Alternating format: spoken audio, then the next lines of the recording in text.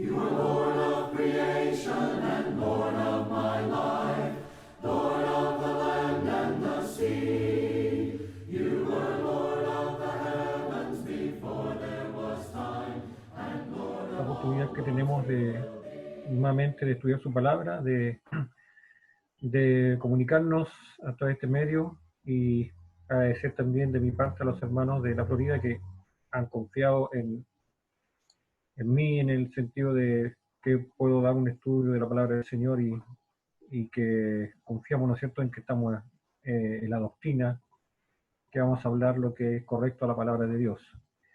Y si no, ¿no? Nos corregimos y corregimos algunas cosas que tengamos. Así que así vamos a comenzar esta noche. Y hemos visto dos temas, ¿no?, que correspondientes a la lucha que tenemos con la carne y el espíritu. Primero vimos lo concerniente a algunos conceptos de carnalidad, de carne, de la lucha que tenemos, ¿no es cierto?, que entender que es una lucha a largo plazo, o sea, para siempre, prácticamente. O hasta la muerte, una lucha hasta la muerte. Y también vimos los deseos de la carne, propiamente tales. Algunos de ellos, ¿no es cierto?, que siguen en nuestra vida luchando y que ha costado muchas veces que los saquemos. O sea, a veces aparecen en nuestras vidas, ¿no es cierto?, tal vez con alguna palabra maldicha, con alguna acción que hacemos, ¿no es cierto?, en contra de nuestros hermanos, de nuestra familia, ¿no es cierto?, nuestra esposa, nuestros hijos, a veces que son los que más en estos momentos están sufriendo eh, nuestra concupiscencia. Digo así nuestra porque tenemos que pensar en nosotros, en el yo. Como dijo el hermano la otra vez, eh, creo que fue Ricardo, esta lección es para mí, o sea, no es para el otro, no es pensando en, oh, para tal hermano que conozco, no, es para mí. Y también estas lecciones, más que conocimiento teórico, ¿no? No son conocimientos teóricos, sino que tengan que ver con doctrina o de historia, no, es un conocimiento práctico para dar solución a los problemas que tenemos en la iglesia y dar solución a nuestras vidas, ¿no es cierto?, que deben crecer, que deben ir creciendo día a día. ¿Cómo solucionamos el problema que tenemos de nuestras vidas, ¿no es cierto?, de nuestra parte carnal? Así que vamos a continuar ahora con la guinda de la torta, como se dice, el fruto del espíritu, la guinda de la torta. Ahí vamos.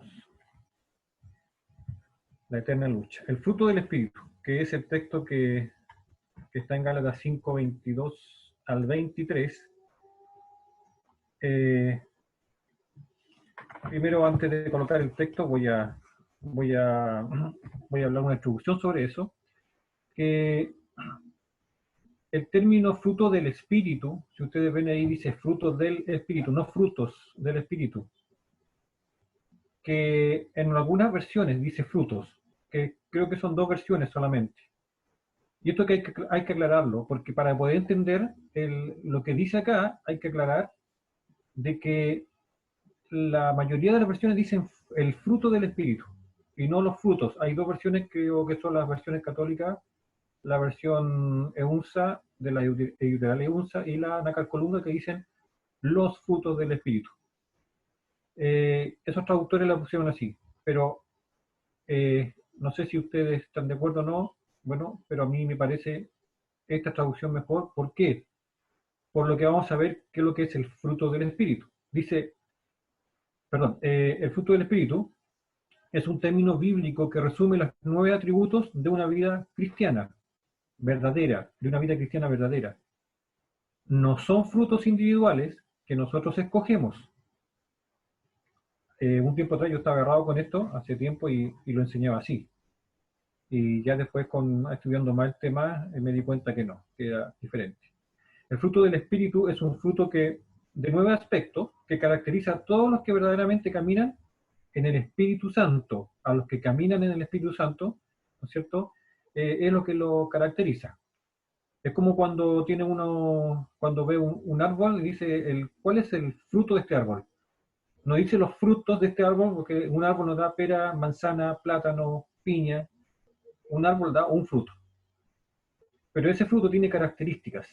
Es redondo, es color rojo, tiene pepas, su textura es suave, es dulce, es ácido. Entonces, son características del fruto. Entonces, el fruto o lo que lleva el andar en el espíritu hace que tengamos características. Y esa, ¿no es cierto?, es una definición más acertada. Esta es también la manifestación de una vida cristiana transformada. En ningún momento Dios llama al creyente a producir este fruto por un esfuerzo humano. O sea, el esfuerzo humano, ¿no es cierto?, es lo que hacían antiguamente en la ley. El querer ser bueno, el querer respetar la ley, ¿no es cierto? Era lo que hacía que ellos quisieran ser salvos por la ley. Y esa es la diferencia que habla Gálatas, que ya no por la ley, sino que ahora por, eh, por el Espíritu. Y el Espíritu, cuando andemos en el Espíritu, va a producir esto en nuestras vidas. Como dijo el hermano Waldo ayer, cuando pongamos la ley en nuestro corazón. Porque antiguamente no la tenían puesta en el corazón.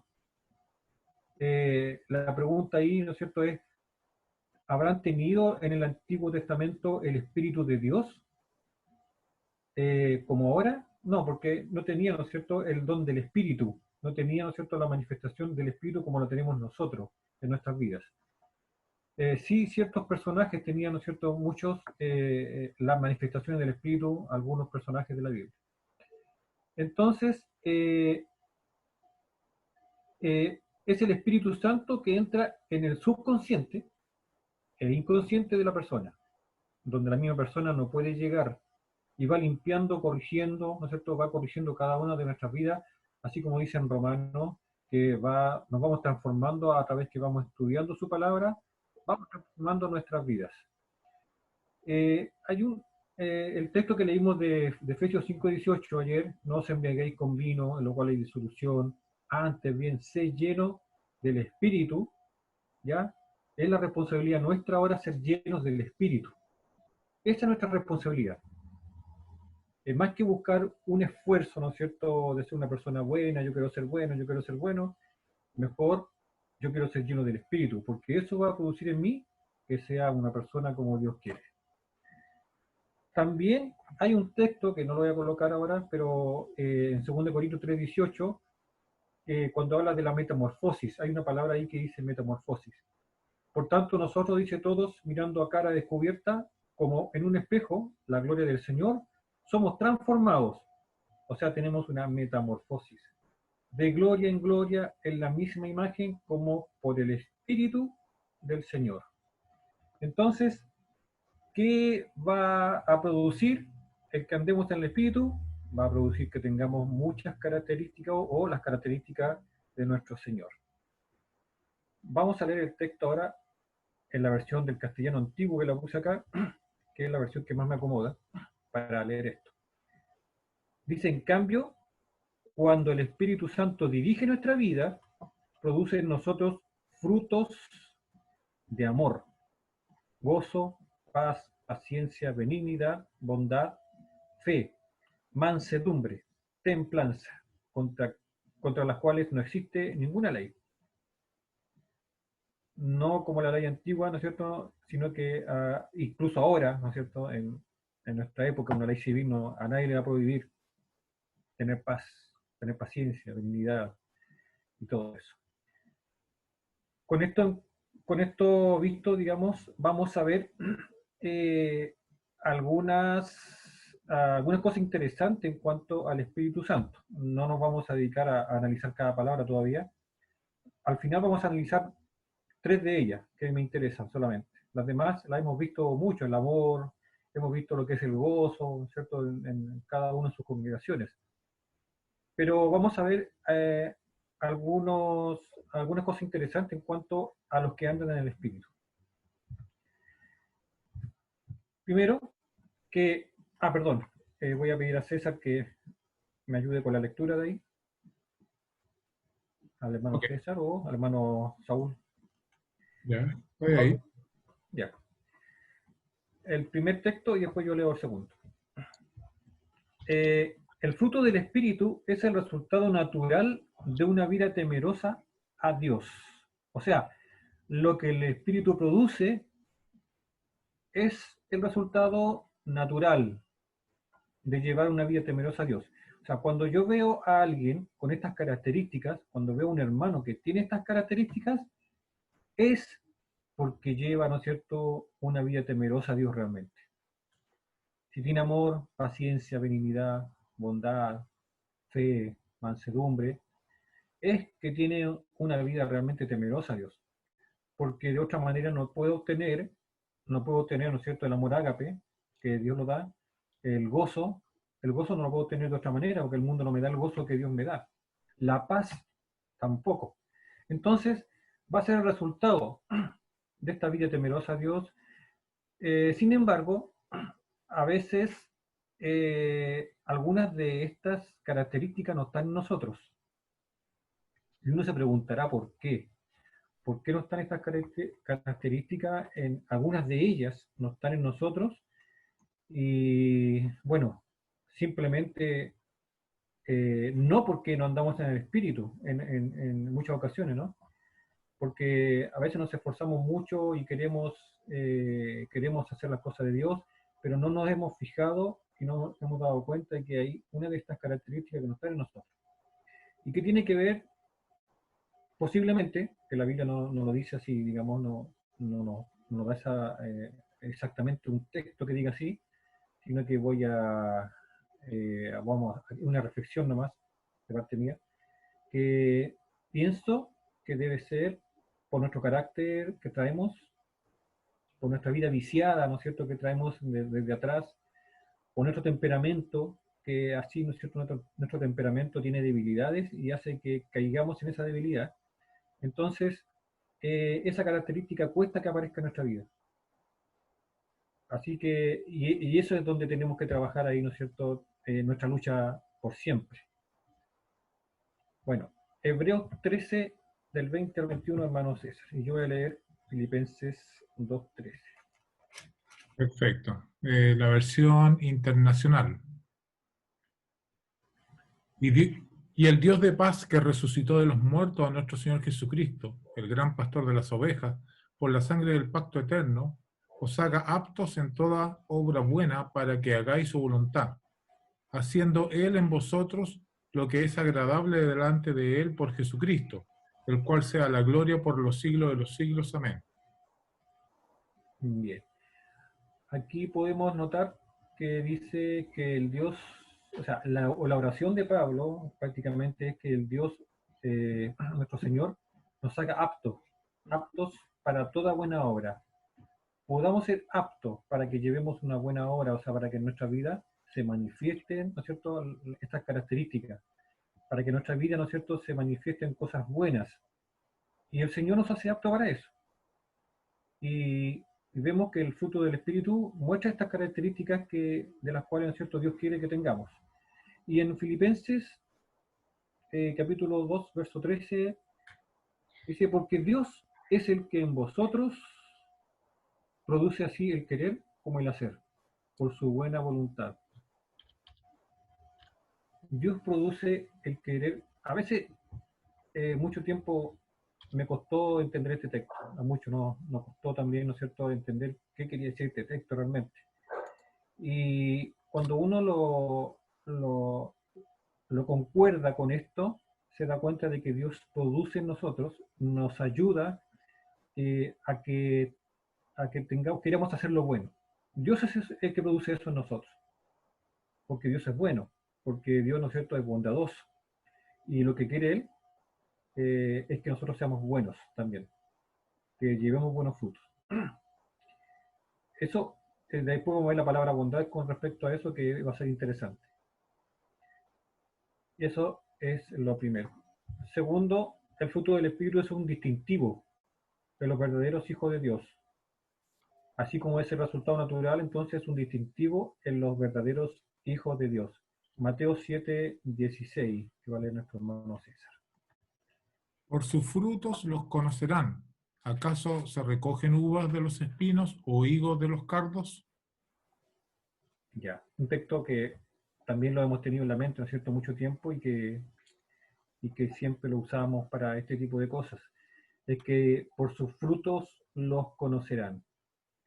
Es de este árbol que uno dice, ¿no es cierto?, que es el espíritu, el fruto que produce este espíritu, ¿no es cierto?, es el distintivo, el amor, la paz, la paciencia, la benignidad. Entonces, ¿cómo se reconocerán los verdaderos hijos de Dios? Por sus frutos, dice, por sus frutos. Pero no solamente por estas características que tenemos, ¿no es cierto? Pero hay otras cosas más que uno ha estudiado que tienen que estar en los hijos de Dios. Por ejemplo, la humildad, la misericordia, eh, el ser personas responsables, aunque está dentro de uno de los frutos, pero de ahí lo vamos a ver. Pero hay muchas cosas, ¿no es cierto?, que están en los hijos de Dios. El predicar el Evangelio, el hablar, ¿no es cierto?, a otras personas, es parte también, ¿no es cierto?, de los frutos, no del fruto. Porque el texto que leíamos recién dice, por sus frutos los conocerán. Bueno, y dentro de esto está el fruto, obviamente, del Espíritu. El fruto del Espíritu es uno de los propósitos de la muerte de Cristo para los hijos de Dios. O sea, el Señor murió para que nosotros fuéramos salvos, pero también con otro propósito. Este texto lo voy a colocar porque en esta versión es más entendible. La versión de Reina Valera, ¿no es cierto?, no nos abre mucho la mente en cuanto a esto, pero esta versión de la castellano antiguo nos dice, para que ustedes comparen con su versión, Romanos 7:4, vosotros, hermanos míos, al morir Cristo en la cruz, también moristeis en lo que respecta a la ley mosaica, pero ahora, al volver a la vida, juntamente con Él por su resurrección, habéis pasado a pertenecerle. Eso fue a través del bautismo. Eso fue, ¿no es cierto?, cuando nosotros fuimos bautizados, pasamos a pertenecer a Cristo, hemos muerto, ¿no es cierto?, y volvimos a la vida. Porque Él resucitó, dice, de entre los muertos, para que podáis producir buenos frutos, aceptables a los ojos de Dios. ¿Por qué dice resucitó? Para que podáis producir buenos frutos, aceptables a los ojos de Dios. Aparte, ¿no es cierto?, lo más importante de que podamos tener una nueva vida y poder nuestros pecados ser pasados por alto, como decía 1 Pedro. Pero ahora, ¿no es cierto?, aquí nos dice ya claramente de que nuestra resurrección, o sea, nuestro nacimiento de nuevo, nuestra regeneración, es también para que podamos producir buenos frutos, frutos aceptables a los ojos de Dios, que es algo, ¿no es cierto?, que lo que debemos ocuparnos. Bien. También, el fruto del Espíritu es uno de los requisitos naturales que tomar en cuenta para hacer crecer la obra espiritualmente. Requisitos naturales, o sea, no legales. Cuando decimos que alguien, por ejemplo, en la iglesia, ¿qué hermano va a hacer la cena? ¿Cuál hermano va a pasar adelante? ¿Cuáles son los requisitos? No hay requisitos legales, ¿no? Decimos que sea fiel, pero en la escritura decimos, ¿qué dice la escritura con respecto a eso? No. La iglesia decide, ¿no es cierto? Y vemos que tomamos las decisiones, ¿no es cierto? Vemos al mejor hermano, al que es fiel, al que lleva una vida, ¿no es cierto?, correcta y todo eso. Pero vamos aquí a algunas cosas que nos indican Hechos 6:3. César. Hechos 6:3. Yo leo Romanos 15:14.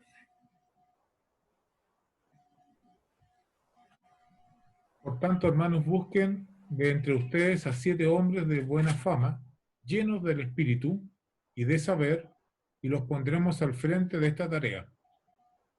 Ya, el problema era que las viudas estaban siendo desatendidas, ¿se acuerdan?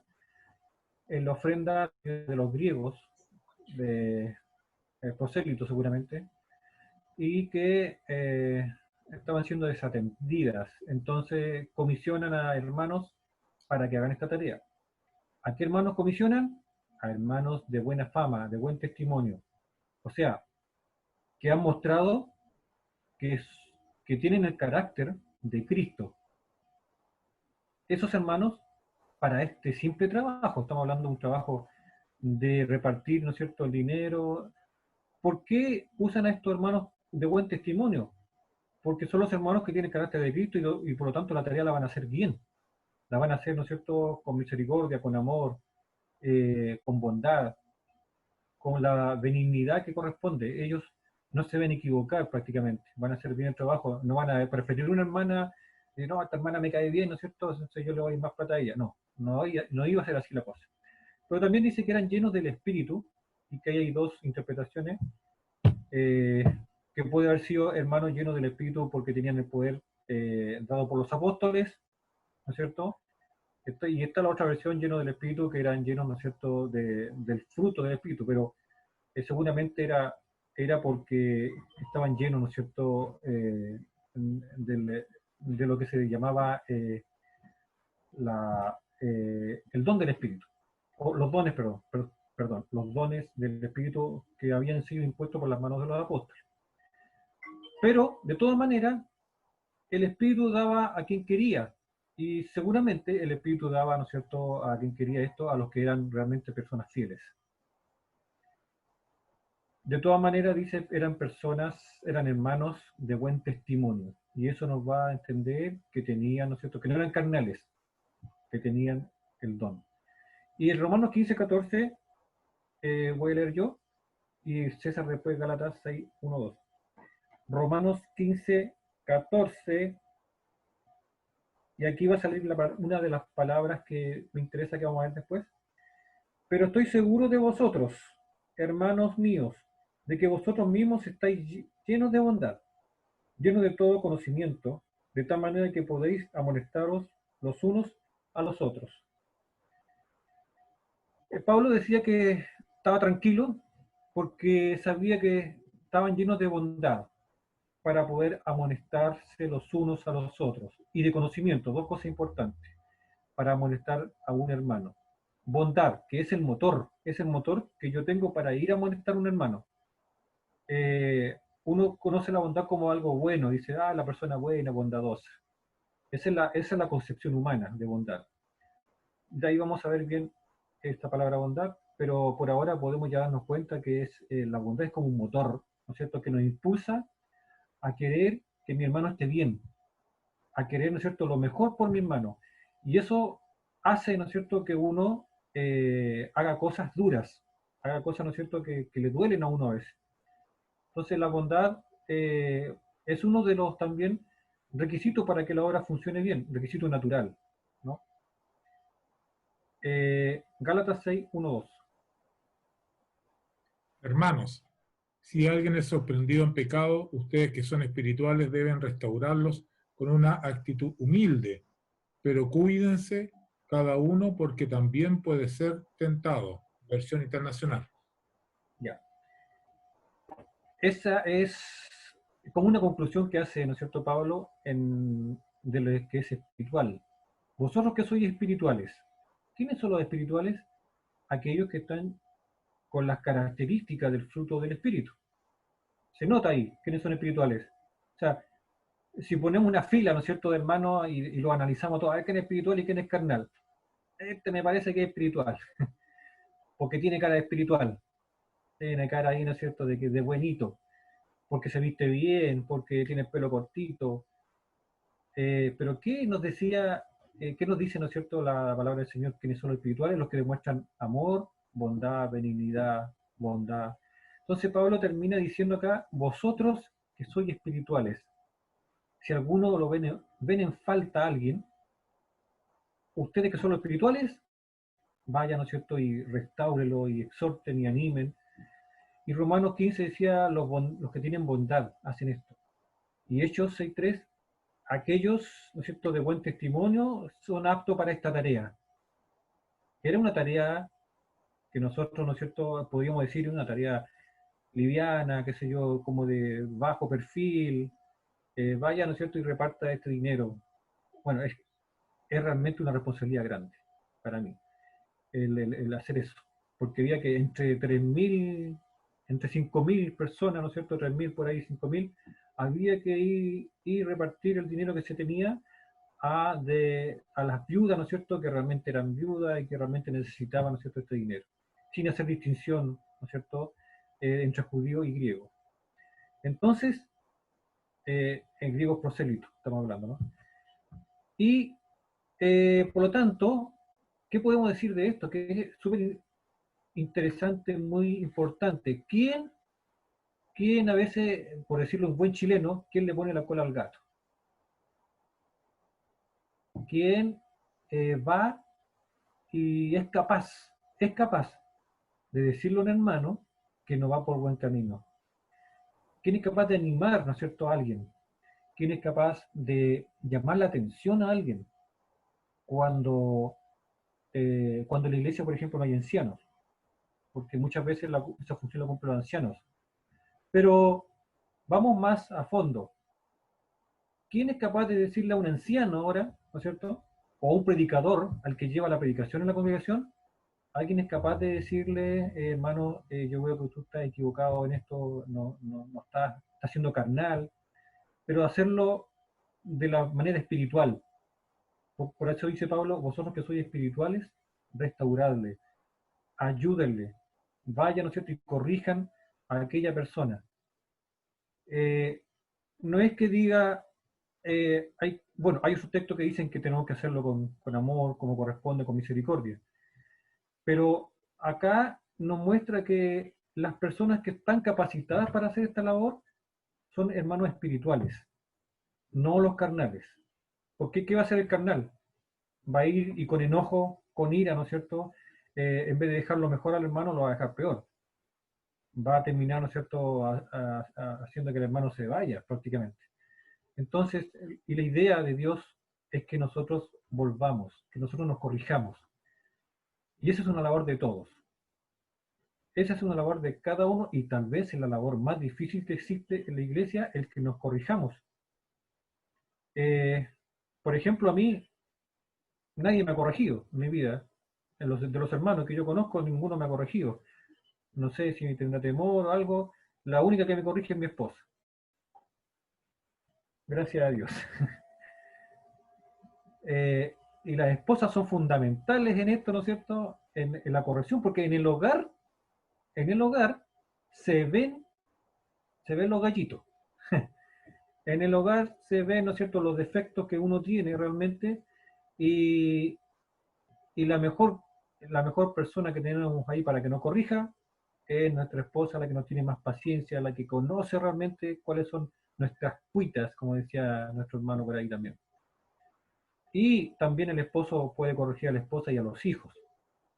Pero debemos andar espiritualmente para hacerlo, para que lo hagamos de la mejor manera, de la manera que el Señor quiere realmente que lo hagamos. ¿Para qué? Para que la persona vuelva, para que la persona se corrija, no para, no para nosotros saciar nuestra sed ¿no es cierto?, de vanidad personal, sino que para que la persona realmente se corrija y todos crezcamos en el Señor. Por lo tanto, este punto para mí es uno de los más importantes de lo que produce el fruto, ya que esto es un arma muy buena, la mejor para que podamos crecer espiritualmente. Bien, el fruto del Espíritu en un cristiano hace que Dios sea glorificado. Mire qué interesante. ¿Cómo glorificamos a Dios? Uno dice, yo quiero predicar el Evangelio para glorificar a Dios. Muy bien, hágalo, ¿no es cierto? Hay que hacerlo. Yo quiero ser predicador y quiero ser anciano para glorificar a Dios. También, otro de las cosas importantes que hay que tener, ¿no es cierto?, en las congregaciones. Pero Juan 15:8, me toca a mí ahora leer, ¿sí? Juan 15:8 nos va a decir lo siguiente. Vean ustedes en sus Biblias ahí, yo voy a leer para los que no pueden leer en la Biblia. 15:8. En esto he glorificado a mi Padre, en que llevéis mucho fruto y seáis así mis discípulos. En esto he glorificado a mi Padre, en que llevemos frutos. Dios se glorifica grandemente cuando nosotros andamos en el Espíritu y tenemos las características, ¿no es cierto?, que hemos hablado. Bueno, también otra cosa que podemos ver, que el fruto del Espíritu es tomado en cuenta, o los frutos son tomados en cuenta también de otros, de lo que hablamos, ¿cierto? Por sus frutos los conoceréis, esa parte también, pero parte de eso es fruto del Espíritu. Es tomado en cuenta cuando nos presentamos ante el Señor después de la vida eterna. Hermano César. Filipenses 1, del 9 al 11. Yo leo Apocalipsis. Esto es lo que pido en oración, que el amor de ustedes abunde cada vez más en conocimiento y buen juicio, para que disciernan lo que es mejor y sean puros e irreprochables para el día de Cristo, llenos del fruto de justicia que se produce por medio de Jesucristo, para gloria y alabanza de Dios. Versión internacional. Bien. Llenos del fruto de justicia. ¿Qué será el fruto de justicia? Uno dice, de la justicia de Dios, ¿no es cierto? A veces se toma como fruto de justicia, fruto de ser hijo de Dios o fruto del Espíritu, ¿no es cierto? Que esto que vamos a mostrar ante Dios, ¿cierto? Va a ser nuestra carta de presentación. Aparte de que llevamos una vida santa, ¿no es cierto?, fuera del pecado, también, ¿no es cierto?, en forma positiva, llevamos, ¿no es cierto?, estas buenas obras. En el 14:13 dice, oí una voz que desde el cielo me decía, escribe, bienaventurados de aquí en adelante, los muertos que mueren en el Señor. Sí, dice el Espíritu, descansarán de sus trabajos, porque sus obras con ellos siguen. O sea, sus obras van a ser tomadas en cuenta. A veces uno piensa, o yo también pensaba hace mucho tiempo así, o las denominaciones, que las obras, ¿cierto?, a qué se refiere acá, es como un obrero que está haciendo cosas por Dios. Yo voy a ir a predicar al África, a China, al Amazonas, voy a hacer esa obra. Pero los frutos que se toman en cuenta, ¿no es cierto?, aparte de eso, no quiere decir que no hay que hacerlo, no, sino que el fruto más importante es el fruto de tu vida, ¿no es cierto?, de mi vida, de cómo yo produje, cómo yo hice una producción de mi vida para apartar, ¿no es cierto?, lo carnal de mí y que esté, ¿no es cierto?, lo espiritual, o sea, el fruto del Espíritu. Entonces, sus obras serán tomadas en cuenta. Bueno. Hasta acá, ¿no es cierto?, hemos hablado algunos aspectos importantes acerca del Espíritu, ¿no es cierto?, cómo trabaja en la iglesia, cómo, de qué sirve, ¿no es cierto?, y cómo va en nuestra vida también ayudándonos en diferentes aspectos. Vamos a hablar de 3 de ellos solamente, que a mí me interesa más para que no nos alarguemos tanto también. El amor, el gozo, el paz y la paciencia, yo sé que lo conocemos bien. Me parecen estos 3 como más difíciles de entender tal vez, que tienen algo interesante que mostrar. A lo mejor para otros, no tanto, sino que hay otros que les gustan más. A mí me gustan estos 3, así que como yo estoy haciendo la lección, yo voy a decir esos 3. Bueno, la benignidad. Y aquí algo benigno. ¿Qué es lo que... ¿Cuándo utiliza usted esta palabra uno? Simplemente cuando tiene cáncer. Tiene cáncer, sí, pero es benigno, no se preocupe. Es benigno. Así que cuando habla de algo benigno, ¿no es cierto?, es algo que no hace daño. Algo que no hace daño a nadie. Pero va más allá de esto.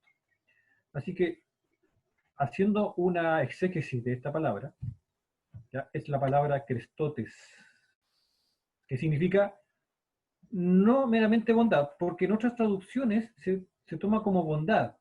También quiere decir bondad, la palabra crestotes. Y está en muchos textos también como bondad, y pocas veces como benignidad, ¿ya? Pero no es solamente bondad como una cualidad de bondadoso, sino como la bondad en acción y una benignidad que se expresa en actuaciones concretas. Por ejemplo, cuando cuando el hermano predicaba, fue acá, aparece el hermano Quintero, hablando de la segunda milla, que si te pide una milla, lleva 2 millas. Bueno, eso es ser benigno, realmente. Cuando te pide una milla que le lleve, ¿no es cierto?, a tu enemigo, no, llévale 2 millas. Bueno, Mateo 1:19, y yo voy a leer Jeremías, que es un texto, es una historia interesante en Jeremías. Mateo 1:19.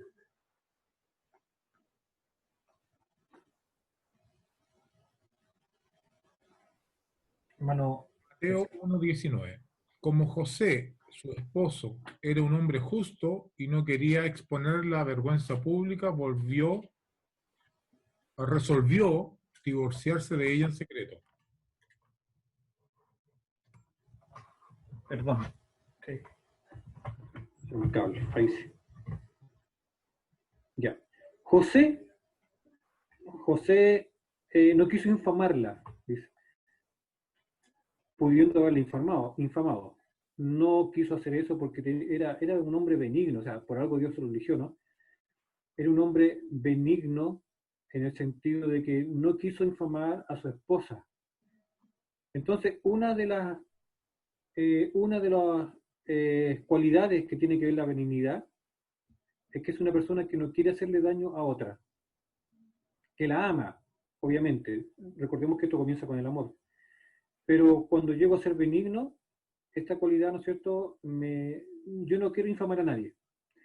A lo mejor alguien hizo malo contra mí, a lo mejor alguien se portó mal conmigo, pero no lo voy a infamar.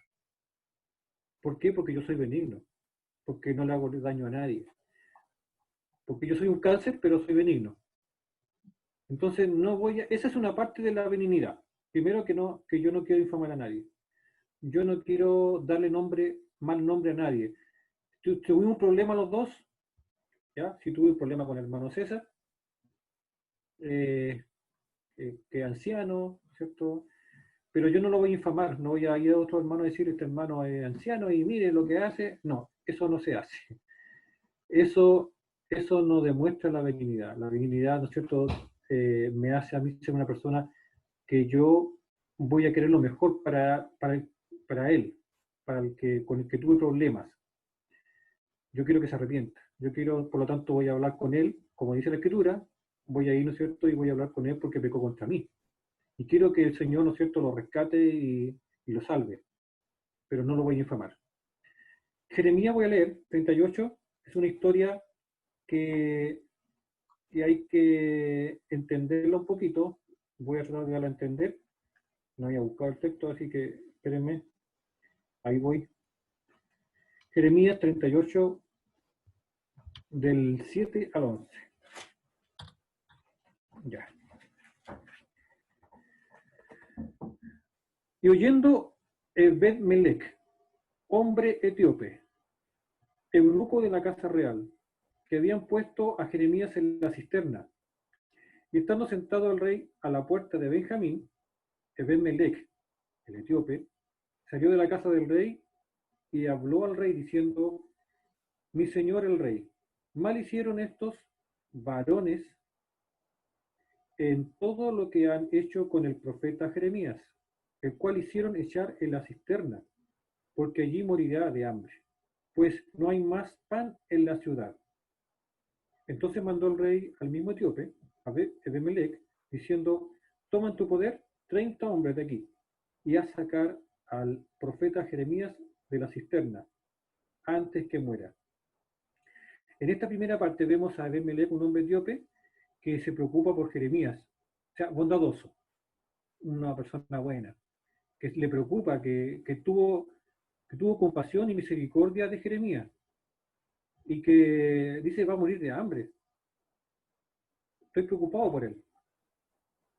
Pero como continúa acá, dice: y tomó Ebed-Melech en su poder a los hombres y entró a la casa del rey debajo de la tesorería y tomó allí trapos viejos y ropas raídas y andrajosas y los echó a Jeremías con sogas en la cisterna. Y dijo el etíope Ebed-Melech a Jeremías: pon ahora esos trapos viejos y ropas raídas y andrajosas bajo los sobacos, debajo de las sogas. Y lo hizo así Jeremías. De este modo sacaron a Jeremías con sogas y lo subieron de la cisterna. Y quedó Jeremías en el patio de la cárcel. No solo Ebemelec pidió por sacar a Jeremías, no solo logró sacarlo, sino que lo logró sacar de una manera, ¿no es cierto?, que las sogas no le hicieran daño. O sea, hizo lo bueno, pero más allá de eso, ¿no es cierto?, que no saliera dañado. Le dio comodidad. Y eso se toma como benignidad, como una persona benigna. O sea, fue más allá, ¿no es cierto?, a la otra milla, como habíamos dicho antes. Y aquí recuerdo siempre a un hermano, y otros más, muchos, que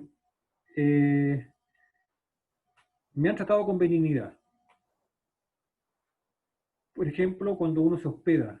Cuando uno va a hospedarse, dice hospedados unos a otros. Eso es lo bueno que tenemos que hacer. Muy bien. El hermano nos hospedó en su casa, nos dio comida, pero más allá él me dio su cama de 2 plazas y él se fue a dormir al sillón. Dije, pero hermano, hasta ahí nomás y yo me puedo dormir donde sea, hasta en el suelo. No, me dijo, yo te doy mi cama. Bueno, al otro día la cama estaba hecha y con unos chocolates en la cama.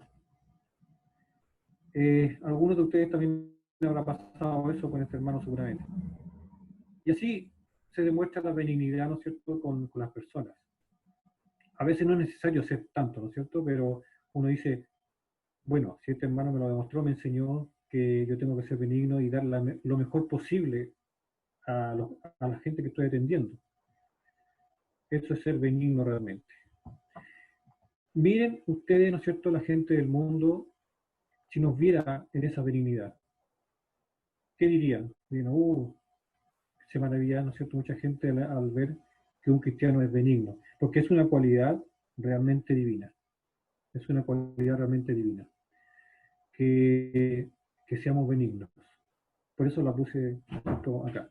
Bueno, la otra cualidad, la bondad, que habíamos dicho antes, tiene que ver con una palabra que se llama agatosume, que son relaciones armónicas entre personas y hombres.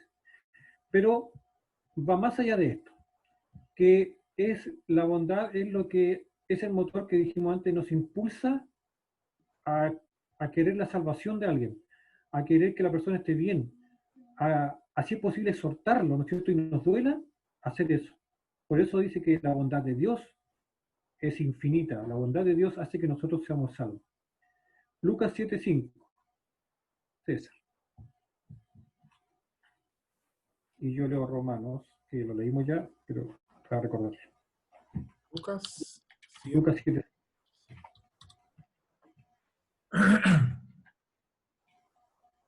Dice, voy a leer del 4. Sí, ya no.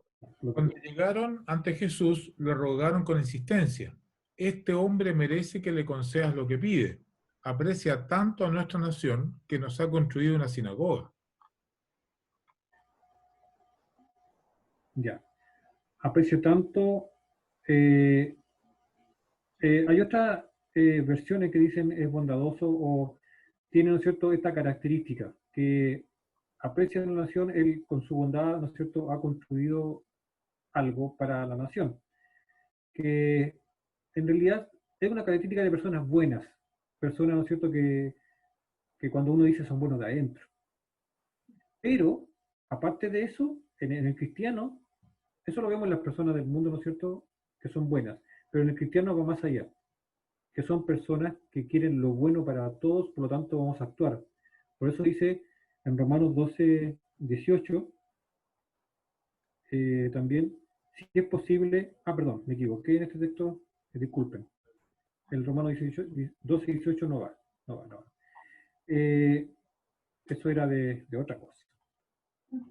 El texto que leímos delante en cuanto a que vosotros que estáis llenos de bondad, podéis exhortaros, ¿no es cierto?, y podemos llamarnos la atención, podemos animarnos.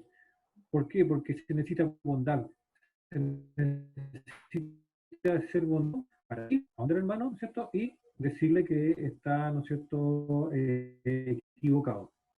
Y a veces uno puede tomar la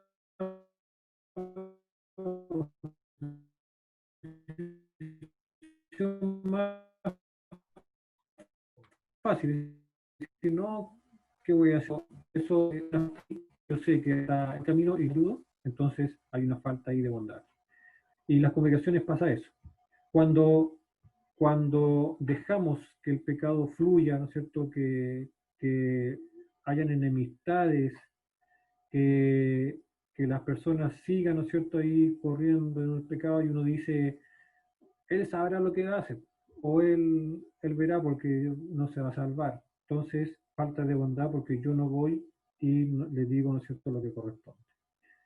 Bien, y la última palabra que vamos a ver es la palabra fe, que confunde acá, confunde un poco, porque algunas personas han tratado de dividir el fruto del Espíritu diciendo que unos son para los hermanos y otros es para Dios.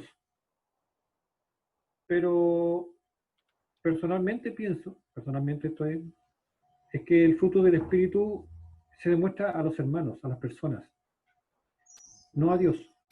O sea, Dios, ¿no es cierto?, nos ayuda para que nosotros seamos buenos. Y esto tenemos que, ¿no es cierto?, trabajarlo entre los hermanos. Y la palabra fe, que sale acá, es la palabra pistis, que leímos la otra vez en Santiago, ¿se acuerdan? La misma palabra, que quiere decir fidelidad. La palabra fidelidad, cuando el hermano Saúl parece que fue que dijo, que acerca de un equipo de música que mostraba fidelidad. O sea, el sonido es claro, nítido, muy bueno. Y también tiene que ver con la honorabilidad y la lealtad hacia las personas. Un cristiano con fidelidad es un cristiano fiel a Dios, pero también es un cristiano responsable. Es una persona que brilla, es una persona que en su trabajo, ¿no es cierto?, es bien considerado. Que en su trabajo, o si es un trabajador independiente, la gente confía en él. O sea, yo confío en esta persona. ¿En qué hermano vamos a confiar para que haga tal tarea? ¿Qué hermano tiene fidelidad? ¿Por qué hermano es fiel? ¿Cuál es leal? ¿Cuál va a llegar a la hora para este trabajo?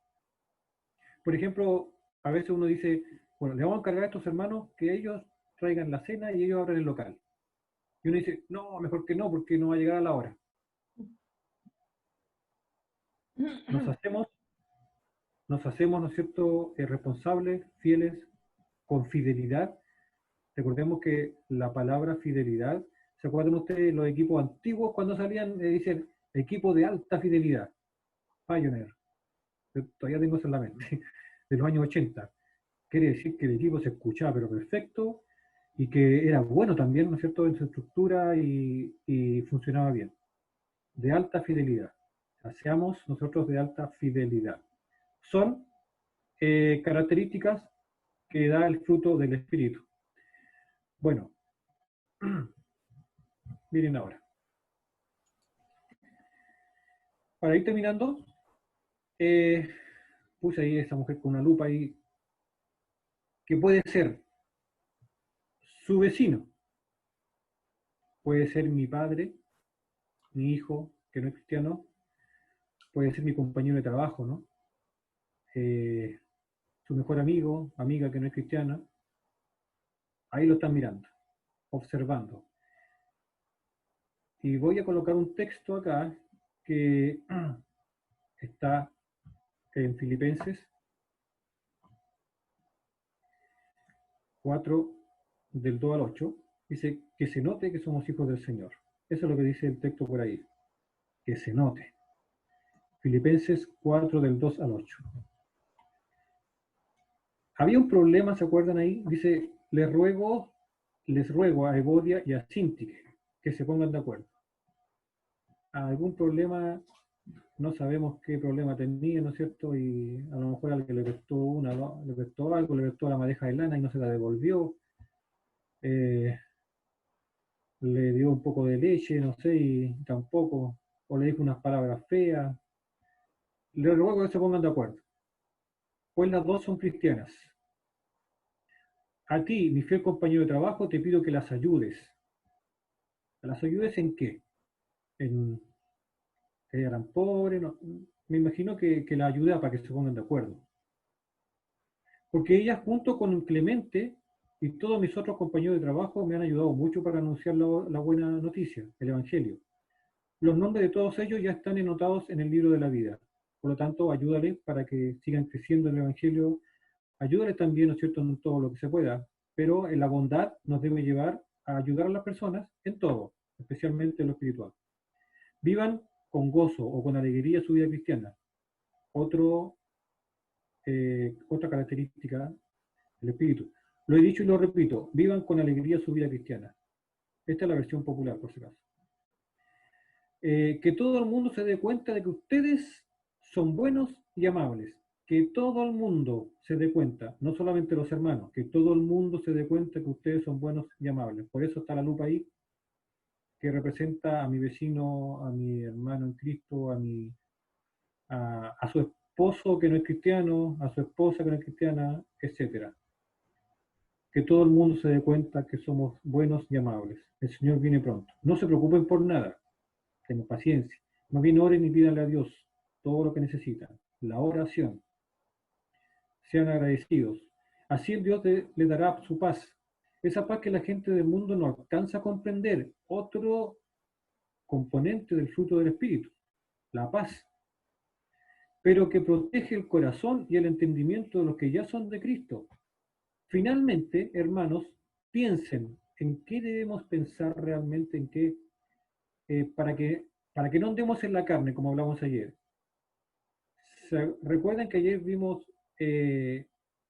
cómo, ¿no es cierto?, la carne se apodera de nuestras vidas y cómo, ¿no es cierto?, las cosas que nos rodean hacen que andemos en la carne y proveemos para la carne. Dice ahora, piensen en todo lo que es verdadero. O sea, nuestra mente, o nuestro corazón,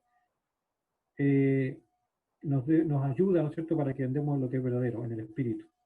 En todo lo que merece respeto, en todo lo que es justo y bueno. Piensen en todo lo que se reconoce como una virtud y en todo lo que es agradable y merece ser alabado. O sea, pensemos y reflexionemos siempre en las cosas de Dios al amanecer, ¿no es cierto?, en el día, al acostarnos, en lo que es bueno. A veces no podemos porque tenemos que pensar en nuestro trabajo, ¿no? Tenemos que ir, ¿no es cierto?, y pensar qué hacer. Cuando estamos en problemas, a veces dificultades, tenemos que pensar cómo solucionar esas dificultades, pero tenemos que pensar en Dios. La oración, dice acá.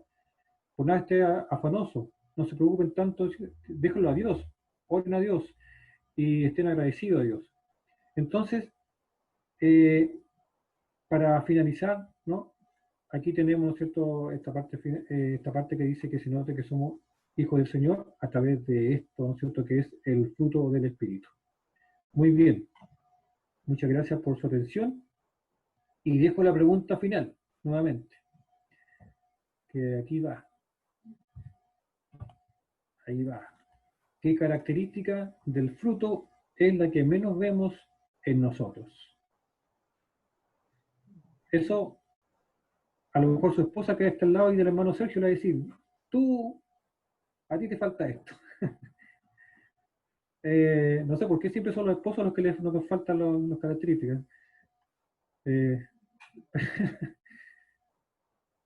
¿Qué característica del fruto es la que menos vemos en nosotros? ¿Ya? Bien, hermano César.